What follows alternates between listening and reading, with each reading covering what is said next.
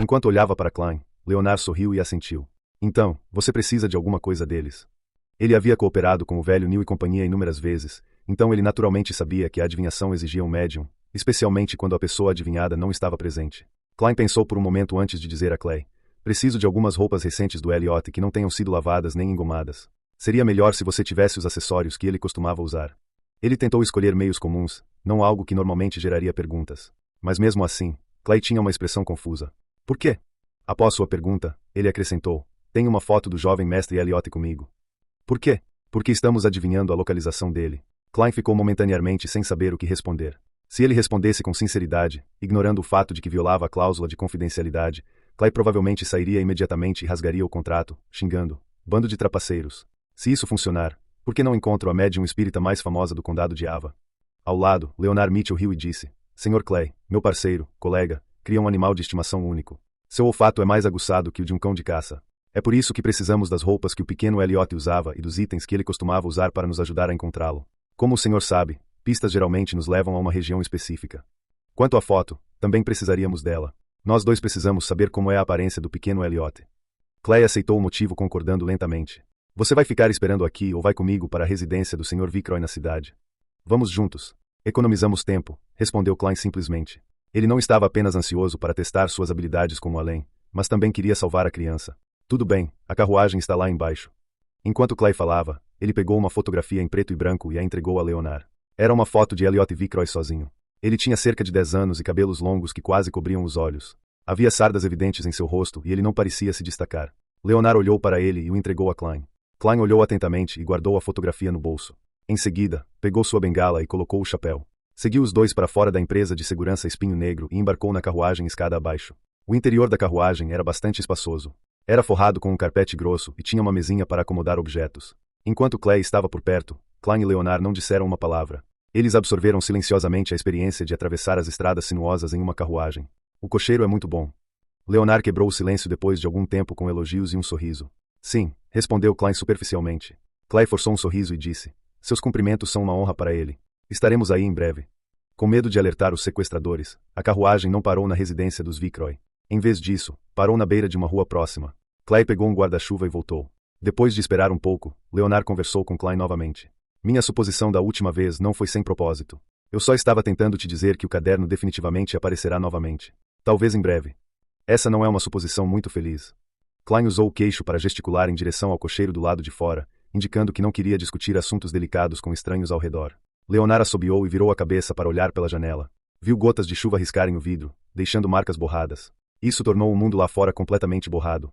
Depois de um tempo, Clay voltou com uma sacola cheia de coisas. Como ele andava com pressa, a barra da calça estava suja e a frente da camisa um pouco molhada. Estas são as roupas que o jovem mestre Elliot usou ontem. Este é o amuleto da tempestade que ele costumava usar. Klein pegou o objeto e deu uma olhada. Descobriu que se tratava de um terno formal masculino em miniatura, uma camisa pequena, colete, gravata borboleta, etc. E o amuleto da tempestade era feito de bronze. Era esculpido com símbolos representando vendavais e ondas do mar, mas eles não despertaram a percepção de Klein. Vou relatar em detalhes os incidentes que levaram ao sequestro do jovem mestre Elliot. Espero que isso ajude vocês a encontrá-lo mais facilmente. Clay sentou-se e descreveu o pesadelo que aconteceu naquela manhã, na esperança de que os ajudantes que ele tanto se esforçou para contratar pudessem ajudar. Klein e Leonard não se interessavam pelos detalhes.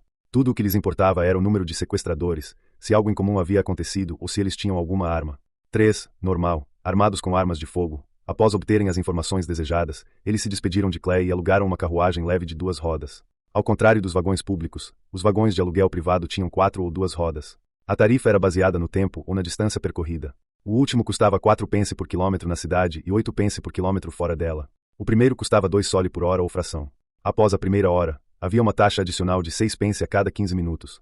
Em caso de mau tempo ou se o cliente precisasse ir mais rápido, a tarifa podia ser ainda mais alta. Klein ouviu dizer que na capital, Backlund, esses condutores de carruagem eram famosos por cobrarem preços exorbitantes. Para ele, viajar numa carruagem particular era um luxo. No entanto, não precisava se preocupar com isso naquele momento, já que Leonard havia jogado 2 notas de 1 soli para o cocheiro. Carregue-o quando chegar a hora. Depois que Leonard deu suas instruções, ele fechou a porta da carruagem. Para onde você está indo? O cocheiro ficou encantado e confuso enquanto segurava as 2 notas. Espere um momento. Leonard lançou seu olhar para Klein. Klein assentiu levemente e pegou as roupas de Elliot. Estendeu-as no chão da carruagem e enrolou o amuleto da tempestade no cabo da bengala. Ele segurou a bengala preta incrustada de prata e a pendurou sobre as roupas de Elliot. Ele reuniu a esfera de luz em sua cabeça enquanto sua mente rapidamente se aquietava. Seus olhos castanhos rapidamente adquiriram uma cor mais escura enquanto ele entrava em um estado de semicogitação. Ele sentiu o espírito do seu corpo se iluminar. Ele viu vagamente o mundo dos espíritos por toda parte. Disse silenciosamente, a localização de Elliot. Depois de repetir 7 vezes, ele soltou a bengala preta, mas ela não caiu no chão. Permaneceu parada à sua frente, mesmo com a carruagem tremendo. Minúsculos, porém invisíveis movimentos aconteceram ao redor de Klein e ele sentiu como se pares de olhos estivessem olhando para ele. Nos últimos dias, Klein sentiu essa sensação ocasionalmente quando estava no estado de cogitação ou visão espiritual. Com um pouco de medo, ele olhou para a bengala com seus profundos olhos negros. Recitou mais uma vez em seu coração, localização de Elliot. Depois que ele terminou de dizer isso, a bengala caiu e apontou para frente. Direto. Klein segurou a bengala e disse com uma voz profunda. Sua voz soava um pouco etérea, como se pudesse penetrar o mundo desconhecido. Essa era uma das habilidades de adivinhação que ele havia dominado. Chamava-se busca por vara de radiestesia. A ferramenta escolhida tinha que ser de madeira, metal ou uma mistura de ambos. Em circunstâncias normais, ele precisaria de 2 varetas de radiestesia de verdade.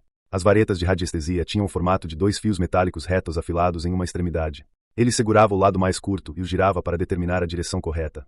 Mas, como vidente, Klein percebeu que, com a prática, poderia procurar pessoas diretamente usando esse método.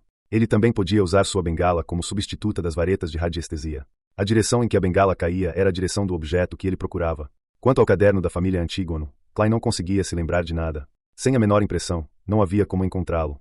Siga em frente, Leonard instruiu o cocheiro em voz alta. Nós avisaremos quando for preciso virar. O cocheiro não entendeu por que aquilo era necessário, mas as notas em seu bolso e a disposição dos passageiros em entregar o dinheiro o mantiveram em silêncio. Ele decidiu seguir as estranhas instruções. A carruagem avançava lentamente, passando por uma rua após a outra. No meio do caminho, Klein usou a vara de busca por radiestesia para corrigir a direção deles. Depois que a carruagem contornou um prédio uma vez, ele finalmente determinou que Elliot estava lá dentro. Fazia apenas 30 minutos desde que se despediram de Clay.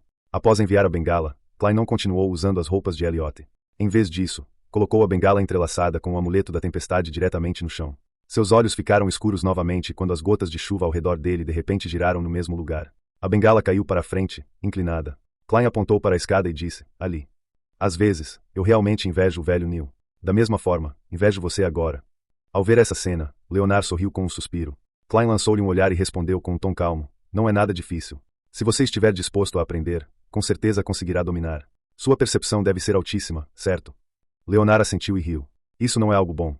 Ele acelerou o passo e entrou no prédio em meio à chuva que terminava. Klein estava com medo de encharcar seu terno formal, então ele correu atrás dele. O prédio tinha apenas 3 andares. Era semelhante a um bloco de apartamentos da terra. A entrada para cada andar ficava ao longo da escada. Havia apenas 2 unidades por andar. Klein usou a técnica de busca com vara de radiestesia tanto no primeiro quanto no segundo andar, mas a bengala permaneceu imóvel, apontando para cima. Os dois silenciaram os passos e chegaram ao 3º andar. Klein mais uma vez colocou a bengala preta no chão. Uma brisa soprava pela escada enquanto suas pupilas mudavam de cor.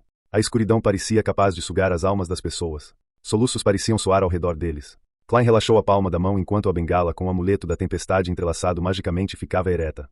Ele leu silenciosamente localização de Elliot novamente. Observou sua bengala preta cair silenciosamente enquanto apontava para a sala certa. Eles deveriam estar lá dentro. Enquanto Klein pegava sua bengala, ele bateu na glabela 2 vezes. Várias cores se saturaram enquanto ele olhava para a sala certa. Ele viu todos os tipos de auras lá dentro.